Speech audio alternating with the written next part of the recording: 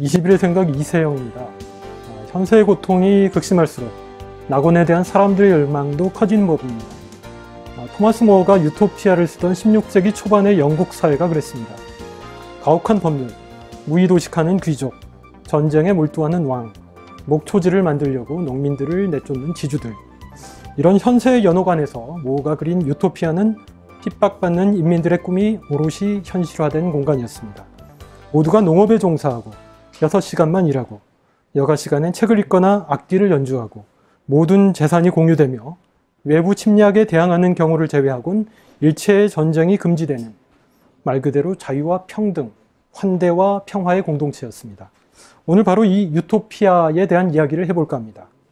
한겨레 20일 기자들이 지난 한 달 사이 자유, 평등, 평화의 소우주를 일궈나가는 유럽의 작은 도시 3군데를 다녀왔는데요. 이탈리아의 리아체, 스페인의 마리날레다, 덴마크의 크리스티아니아입니다. 이 자리에 사회팀 엄지원 기자 나오셨습니다. 안녕하세요. 안녕하세요. 네, 이번에 잡지에서 3군데를 다뤘는데 그중에 2군데를 다녀오셨죠. 네. 이 3곳을 선택한 특별한 기준 같은 게 있었을 텐데 어떤 건가요? 처음에 기준을 가지고 시작한 일이 아니라 일종의 이제 큰 명제를 가지고 시작한 일인데요. 좀 사실 이제 시절이 하수상하기 때문에 우리도 좀 좋은 꿈을 꿔보자 뭐 이런 생각을 했고, 그 과정에서 우리 사회에 결핍된 가치가 뭘까 생각해 봤는데 그런 평화, 그리고 평등, 자유 뭐 이런 것들의 가치로 좁혀지더라고요. 뭐 그냥 정책의 문제가 아니라 완전히 다른 가치로 공동체를 꾸려가는 사람들을 만나보자 이런 아이디어를 갖게 됐습니다. 그래서 그런 가치들을 좀 끝까지 밀고 나간 공동체가 어디 있을까 찾아보다가 이 3곳을 찾게 됐고요. 과정에서 너무 작은 자급자족형 공동체나 또는 뭐 기왕에 잘 알려진 복지국가들을 좀 피했어요. 그러니까 정책을 수입하자 뭐 이런 메시지가 아니라 그 가치를 구하기 위해서 이 사람들이 어떻게 투쟁했는지 뭐 그런 과정들을 좀 보고 싶었거든요. 듣자 하니 난민 취재를 하시다가 처음으로 아이디어를 갖게 되셨다. 먼저 그 리아체 얘기를 해볼까요? 여기는 어떤 곳인가요? 저희가 이제 기사에서는 리아체를 평화의 땅 이런 이름을 붙였는데요.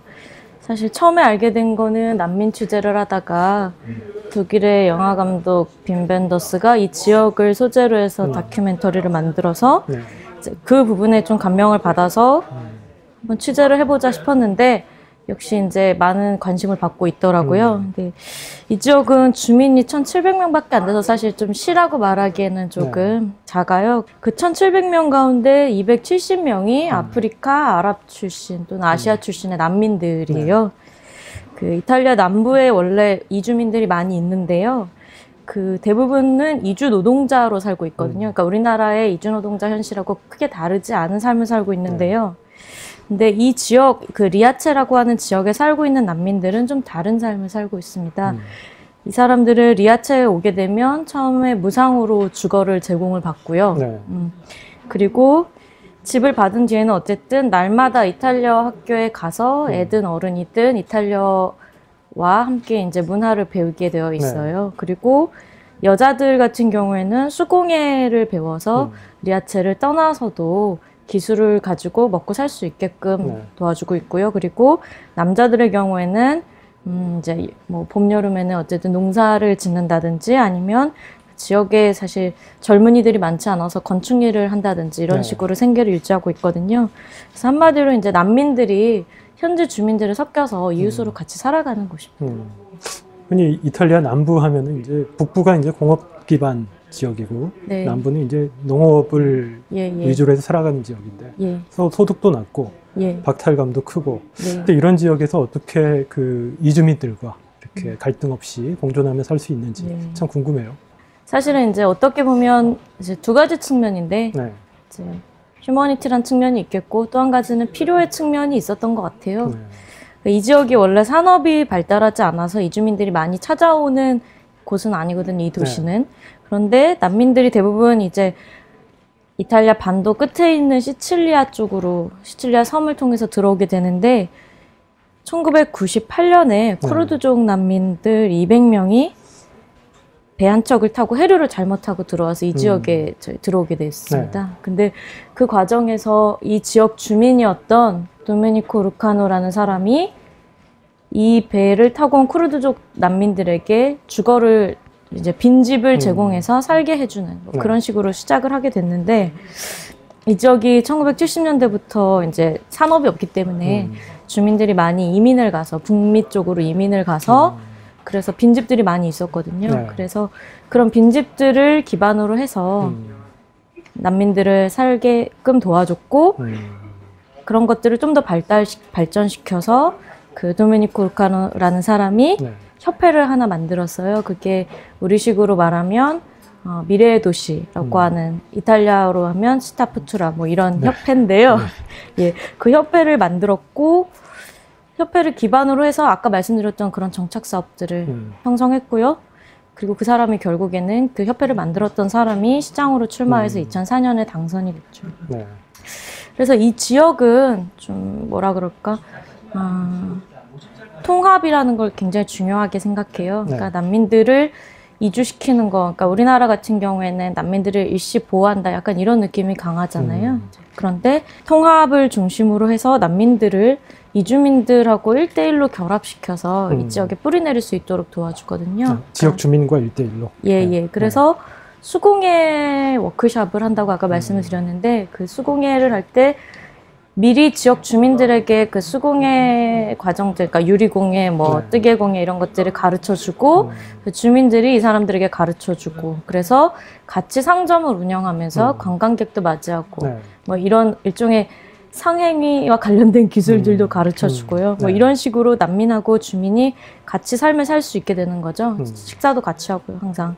그래서 동시에 또 주민들은 새 일자리를 구하게 되고 그러니까 서로 윈윈 구조가 형성이 되면서 주민들이 난민을 거리낄 이유가 없게 되는 거죠. 벌이는 괜찮나요? 근데 벌이는 그러니까 지금 사실 이제 벌이를 따지는 문제는 아니고요. 그 지역은 아직은. 근데 이제 관광객들이 예전에는 그 지역에 특별히 볼거리가 많지 않았고 그냥 바닷가가 있고 바닷가 위에 형성된 산악지대라서 관광객들이 바닷가로 주로 놀러 오기는 했지만 이 산악지대로까지 올라오는 일은 많지 않았었거든요. 그런데 이제 이 지역을 이런 식으로 일종의 뭐 공정여행 이런 식으로 홍보를 하면서 관광객들이 또 많이 오게 되고 그러면서 올라오면 아무래도 뭐 밥이라도 한번 먹고 뭐 그렇게 되니까 지역 경제가 그런 식으로 조금 생기가 돌게 되는 거죠. 이 다음으로는 스페인 마리날레다 얘기를 해볼까요? 이 안달루시아 지방에 있죠. 네네. 안달루시아는 이제 플라멩고의 본고장으로 알고 있는데 맞죠? 네. 근데 이곳의 키워드를 이제 평등으로 꼽았던데 네. 대체 어떻게 살고들 계신가요? 방금 말씀드린 리아체보다 훨씬 더 전 세계 언론의 관심을 많이 받고 있어요. 이제 저희가 가기 전에도 굉장히 많은 대륙에서 많은 나라, 심지어 아프리카에서까지 이렇게 학습을 하러 오는 그런 지역이거든요. 그 이유가 뭐냐 하면 2008년에 글로벌 경제위기 이후에 스페인이 굉장히 직격탄을 맞았잖아요. 그래서 스페인 경제가 완전히 거의 몰락하다시피 했는데 그 안에서 이 도시만 굉장히 선방하고 있어서 도대체 이 도시는 어떤 도시냐 사람들이 관심을 갖게 된 거예요. 여기도 규모가 리아체랑 비슷한가요? 여기는 인구가 2,700에서 3,000명 정도. 한 2배 정도 되는군요. 네. 중요하게 볼 수 있는 정책이 두 가지인데요. 일자리하고 주거 정책입니다. 일단 이 지역에서는 2년 이상 거주한 주민이면 누구든지 월 2만 원 정도를 내고 50에서 60평 정도. 50에서 60평이요? 예, 그 정도 규모의 집을 지어서 살 수가 있습니다. 마당이 있는 집이겠네요. 그렇죠. 그러니까? 네. 예, 마당이 있고 벽난로도 있고 그런 집에서 살 수가 있는데 그렇게 할 수 있는 비결은 뭐냐면 이제 시유지를 제공을 하고요. 그리고 이제 마리날레다가 위치한 안달루시아 자치정부에서 자재비 같은 것들을 거의 무상으로 빌려주는 거죠. 그러면 입주자는 그 저리의 이자조에 한 2만 원 정도를 한 60년 정도 내야 된다고 해요. 그런데 뭐 사실 그게 이제 기한이 정해져 있는 것은 아니고 거의 본인이 사는 동안에 내면 되는 것이고 자식한테 양도도 할 수 있고요. 그런 의미에서는 거의 소유에 가까운 개념이긴 하지만 이제 매매만 되지 않는 그런 식으로 주거를 주거 걱정을 할 일이 없고 네. 또 주거 걱정을 할 일이 없기 때문에 이 지역 사람들은 당연히 부채 걱정을 할 필요가 없어요. 사실 이제 경제 위기의 가장 큰 원인은 부채 아니겠습니까? 네. 근데 이 지역 주민들에게 물어봤더니 딴 빚 없어. 다 그렇게 얘기하더라고요. 경제 위기 이후에 안달루시아에서만 69만 가구가 이 가계 빚 때문에 강제 퇴거를 당했다고 해요. 예. 그런 점에서는 좀 놀라운 어떤 굉장히 독특한 지점을 차지하고 있는 것이죠. 또 한 가지가 이 지역이 실업률이 제로, 거의 완전 고용에 가까운 고용률을 달성하고 있습니다. 물론 이제 모두가 정규직으로 일하는 것은 아니고 이 사람들이 협동조합을 꾸려서 지역 안에 있는 농장과 공장에서 일을 하고 있어요. 그쪽도 농업 지역인가 보죠? 예, 조금 거의 올리브 지대예요. 그래서 차를 타고 뭐 몇십 분, 몇 시간을 달려도 올리브 나무밖에 안 보이거든요. 공장들이 이제 뭐 농공단지 같은 것들이 지역에 이제 있는 단지까지는 예, 그렇죠. 이제 공장에서는 이 농장에서 재배한 뭐 올리브 나무라든지 아니면은 고추 뭐 이런 것들 가공하는 공장이고요. 그래서 이 협동조합이 일자리 공고를 내면 필요한 사람들이 모이고 그 사람들이 일자리를 뭐 예를 들어서 100명이 왔다. 그런데 50명만 필요하다. 그러면 50명이 풀타임으로 일할 걸 100명이 쉐어하는 거죠. 그런 방식을 통해서 완전 고용을 이루고 있는 거고요. 그래서 경제위기 이후에 스페인 실업률이 26%고 안달루시아 실업률이 36%. 그런 과정에서 이 지역만 그렇게 독보적인 자리를 가지고 있죠. 의료도 거의 무상에 가깝다면서요? 의료는 일단 스페인 중앙정부가 무상 의료를 제공하고 있기 때문에요. 특별히 그 지역만 예, 저희가 아무리 이번에 가서 느낀 게 아무리 저희가 뭐 남부 유럽이 뭐 복지가 어쩌고 해도 저희하고는 비교도 안 되는 어떤 지점에 달아 있더라고요. 모두가 일자리를 갖고 주택과 의료가 공짜고 이게 자본주의 스페인에서 어떻게 가능한지 뭐 역사적인 배경이 좀 특별한 게 있나 봐요. 사실 이 지역은 굉장히 빈곤한 지역이고 그 이유가 그 대지주가 토지를 독점하고 있는 역사가 있어서 어느 정도냐면 2%가 50%의 토지를 가지고 있다 이렇게 말할 정도거든요. 그런데 1975년에 스페인 그 독재자 프랑코가 사망한 뒤에 이 지역에서 처음으로 농업 노동자 조합이 꾸려지거든요. 그때 당시에 1979년에 이 지역 소작농들을 조직해서 토지 점거 농성을 시작을 했습니다. 그 이유가 뭐냐면 이 지역 사람들은 1년 동안 한두 달밖에는 일감이 없는 거예요. 그 지주의 전권에 맡겨져서 일자리가 없으면 그냥 손가락만 빨고 있어야 되는 그런 상황이었던 거죠. 이제 그런 상황이었다가 처음으로 노동자 조합이 생기면서 점거 농성을 들어가기 시작했고 굉장히 평화로운 방식으로 점거 농성을 시작했는데 저희 생각으로는 도저히 먹힐 것 같은 방식이 아니에요. 매년 여름이 되면 한 달씩 두 달씩 가서 그 농지를 그냥 농지 주변을 걸어 다니는 거예요. 10마일씩. 그렇게 걸어 다니고 그렇게 하기를 12년 가까이 계속 매년 아이가 커서 성인이 되기까지 그런 것들을 지역 주민의 70~80%가 참여해서 그런 점거 농성을 하게 된 것이죠. 주민들 대다수가 그 농장의 소작인으로 고용돼 있었던 건가요? 대부분의 이제 소작인이 아닌 경우에는 일찌감치 다른 지역으로 이제 뭐 이탈리아 안에서도 좀 공업이 있는 북부라든지 아니면은 다른 유럽 지역으로 이주 노동자로 이미 나가 있는 상태였고요. 남은 주민들은 다 소작농처지였고 그런 점거 농성을 12년을 한 뒤에 1991년에 결국에는 안달루시아 정부가 그 지주를 설득해서 지주로부터 땅 1200헥타르 그러니까 12제곱킬로미터 크기의 농장을 떼어주도록 합니다. 그러면은 농지값은 어디서 지불을 한 건가요? 주 정부가 지불을 한 거죠. 그래서 주민들에게 타협하는 방식. 이 조합이 꾸려진 다음에 좌파 정당이 집권을 하게 됩니다. 이 지역에서. 우스갯 얘기 중에 지루한 천국보다 뭐 활기찬 연옥이 좋다. 낫다 이런 얘기들이 있는데 거기 계신 분들은 실제로 그 생활들에 만족을 하시나요? 물었을 때 모두 만족한다고 얘기하면 그게 오히려 독재사회인 것 같아요. 당연히 불만을 가지고 있는 사람들도 있고 근데 이제 이 지역 같은 경우에 지금 아까 말씀드린 그 시장이 산체스 시장이 34년 동안 집권하고 있으니까 그 기간 동안에 주민 반발이 없진 않았겠지만 70에서 80%가 계속 지속적으로 꾸준히 지지를 하고 있어요. 그리고 20% 정도가 기존에 이제 토지 점거 농성에 참여하지 않았던 보수적인 지역 주민들인 거죠. 이 사람들은 자기 자가 소유의 집도 있고 또 밖에서 일을 하고 있거나 뭐 자영업자이거나 이쪽이 직접 민주주의 방식을 채택을 하고 있어서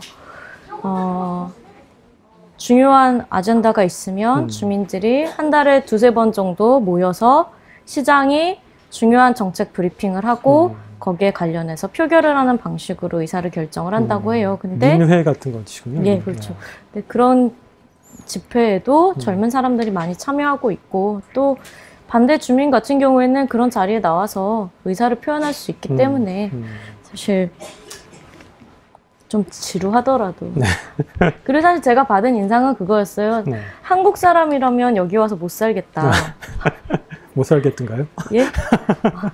아직은 좀 적응이 필요할 것 같더라고요. 약간 완충지대가 필요할 것 같은데 조금 그렇지만 거기에 필요한 건 다 있어요. 스페인 사람들이 굉장히 술을 좋아하거든요. 그래서 이제 펍도 많고요. 그리고 일주일에 몇 번씩 외부에 굉장히 유명한 밴드들이 와서 공연을 하는 클럽도 있어요. 그러니까 필요한 놀거리들은 다 있고요. 그리고 사람들은 그 안에서는 어쨌든 만족하고 살아가는 것 같았어요. 그러니까 이번에 열흘 정도 취재를 하신 거죠? 네. 네, 둘러보니까 어떻던가요? 정말 유토피아든가요?